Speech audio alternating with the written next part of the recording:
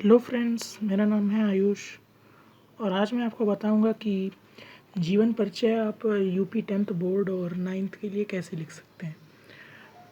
तो चलिए स्टार्ट करते हैं। सबसे पहले आता है प्राक्तन। तो प्राक्तन में आपको लेखक की विशेषताएं एवं किसी अन्य लेखक के द्वारा उनके बारे में कहा गया कथन बताना है। जैसे कि कोई न कोई लेखक है, मानते हैं हम सूरदास।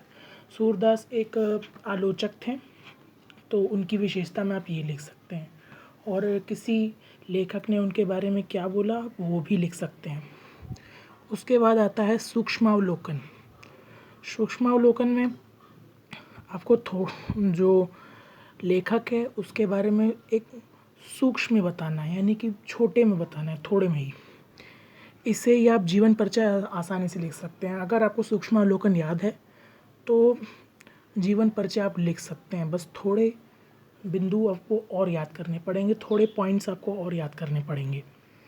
सूक्ष्मावलोकन लिखने का तरीका अभी हम थोड़ी देर बाद बताएंगे, लेकिन अभी आते हैं जीवन परिचय में। जीवन परिचय में आपको लेखक के जीवन का पूरा विवरण करना होता है, उसका जन्म, मृत्यु, जन्म स्थान। इसके बाद है साहित्यिक परिचय। उसमें लेखक के साहित्य में जो उसने योगदान किया है उसको आपको समझाना पड़ेगा। उसके बाद आती हैं 5वीं हेडिंग कृतियाँ। कृतियाँ बहुत ही इम्पॉर्टेंट हेडिंग है, क्योंकि 1 नंबर की आपकी कृतियाँ होती है और अगर आपकी कृतियाँ गलत है तो 1 नंबर आपका कटेगा। उसके बाद आता है आपके भाषाएं। भाषा में आपको लेखक के द्वारा चुनी गई भाषा लिखनी है, यानी कि किस भाषा में लेखक ने अपने जो कृतियाँ हैं उन्हें लिखा है, जैसे कि ब्रज भाषा और खड़ी बोली। अब आते हैं आगे हम शैली में। शैली में कि लेखक ने किस तरह की शैली, यानी कि किस तरीके से लिखा है। यहाँ बहुत सारी शैलियाँ होती हैं, मुक्तक शैली और भी बहुत सारी शैली। अब आते हैं हिंदी साहित्य में स्थान। हिंदी साहित्य में स्थान आखिरी पॉइंट होता है आपके जीवन परिचय का। इसमें आपको लेखक के साहित्य में किए गए कार्य को अच्छे से समझाना है। जो लेखक के साहित्य में किया गया कार्य है, और आप ये समझ सकते हैं इसका कॉन्क्लूजन है, जो लेखक ने पूरा किया है उसका ही पूरा कॉन्क्लूजन है ये। इसमें आप हिंदी साहित्य में स्थान में आप यही लिख देंगे जो लेखक ने किया है। अब मैं आपको कुछ चीज़ें बता देता हूँ जो आपको ध्यान रखनी है, कि जो जीवन परिचय है 2 से 3 पेज से ज़्यादा का ना हो, क्योंकि अगर 2 से 3 पेज का ज़्यादा का हो जाएगा तो आपके जो निबंध आते हैं और जो बाकी चीज़ें हैं, दूसरा जीवन परिचय आता है, वो भी छूट सकता है। और क्लास 9th में प्राक्तन नहीं होता। अगर आप क्लास 9th के पर्सपेक्टिव से देख रहे हैं तो प्राक्तन वाली हेडिंग को आप इग्नोर कर दें, पर आप 10th के पर्सपेक्टिव से देख रहे हैं तो प्राक्तन की हेडिंग इम्पॉर्टेंट है। शैली को केवल 1-2 लाइन में लिखें हो सके, क्योंकि ज़्यादा आप नहीं लिखें, बस आप शैली का नाम लिख दें कि उन्होंने कौन सी शैली निकाली। उसके बाद हिंदी साहित्य में स्थान 4 से 5 लाइन से ज़्यादा नहीं होना चाहिए। हिंदी साहित्य में बस थोड़ा सा ही आपको विवरण और कॉन्क्लूजन देना, तो उसको 4 से 5 लाइन से ज़्यादा ना लिखें। अब मैं आपको बताता हूँ कि सूक्ष्मावलोकन आप कैसे लिख सकते हैं।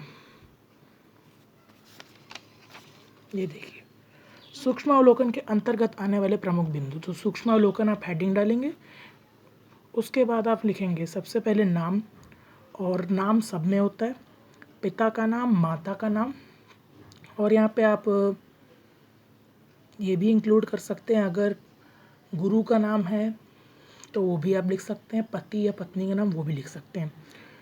उसके बाद जन्म, जन्म स्थान, शिक्षा, शिक्षा कहाँ से ग्रहण की उन्होंने, संपादन, मतलब कौन कौन से पत्रिकाएं अगर किसी ने संपादन किया है तो आप लिखिए, अगर नहीं किया है तो ये नहीं तो ना लिखिए आप। उसके बाद लेखन विधा, कौन से तरीके से लिखा है, लेखन विधाएं क्या है। भाषा, उसके बाद आती है भाषा।